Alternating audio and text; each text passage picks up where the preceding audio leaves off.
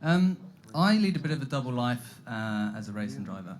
I've been doing it for about 15 years, and I take it quite seriously and race at a national level, but I don't get paid. And so I also have a cool job at the Monkeys. Like many, I got into racing at a young age and was instantly hooked. I'd race whenever I could, but it often meant borrowing equipment or tyres or anything else just to get out on track. See, it probably wouldn't surprise you to hear that motorsport is an expensive career path, and I realised early on that my success wasn't going to be guaranteed by my ability, but by others and by sponsorship. Sponsorship was and still is the only means I have of going racing. Finding sponsors is another matter. Researching brands and consumers and coming up with integrated ideas. It's a long and drawn-out process, but invariably the answer is... Thank you, Sarah. See, when we think of sponsorship, we could be forgiven for thinking that its main objective is associating brands with an event or a property, and we would see that association as a logo on something. In my view, that's just the tip of the iceberg. Success has got nothing to do with logos. It's got nothing to do with implied association. For sponsorship to be successful, it must first focus on the areas where the brand can add the most value to the audience. Those are the areas which people will remember for longer. You know, it sticks in the mind.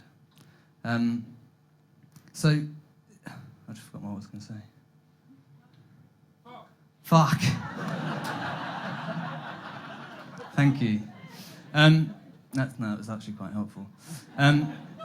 See, but when we think about sponsorship bit, when we think about sponsorship, oh, fuck.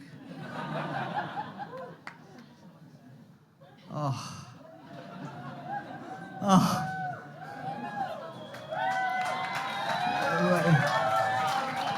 Wait. I've got a solution to this. Evernote.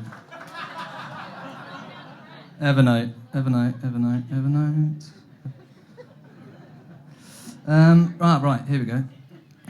So what sponsorship does, unlike traditional brand channels, I'll try and speed this up, is bring brands and consumers together around a point of passion. Thank you.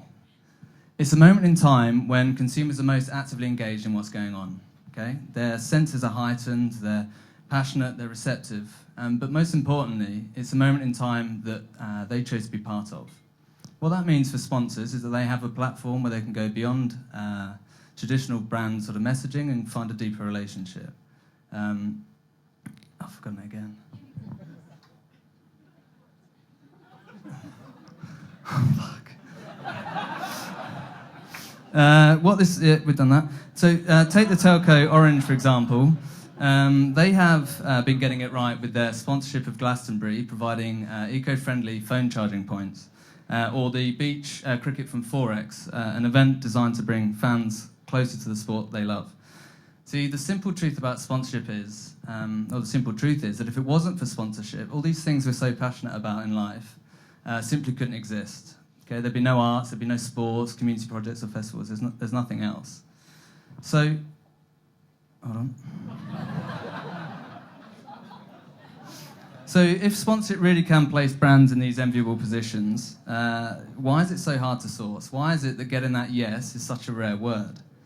Why shouldn't sun cream brands sponsor a racing driver so that they can give out sunblock to the spectators, or a stationery provider providing marker pens so that fans can write on the side of a racing car?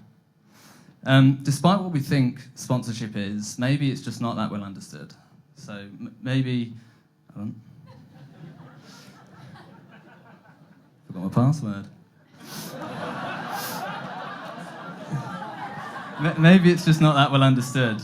When we find ourselves in a position in life where we're making decisions on things we don't know much about, the safest decision will always be no. So no can't get us in trouble. Maybe seen by some as a missed opportunity, but if we weren't doing it in the first place, then, you know, no biggie. Maybe sponsorship requires more thinking than we've got time to do. It's best used when it's integrated, but that's going to take time to get right. The pressure on us to succeed in our careers is quite immense, so maybe we don't want to be that person that puts our head above the parapet and says, Leah, let's do it. People often ask me how regularly I race, and most are surprised to hear that in an average year, you'd only be competing over 7 or 8 weekends. It's actually quite a small amount of time when you consider the amount of effort that goes into making sure that each and every race can happen.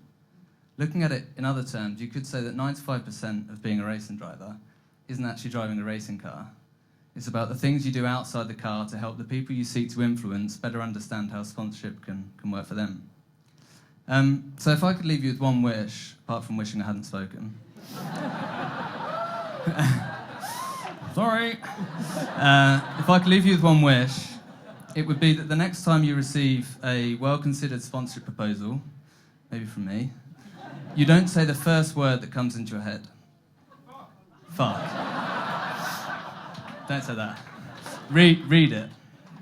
Think about how the property might add more meaning to your brand. Think about how it might take your conversation to consumers to a more emotional level.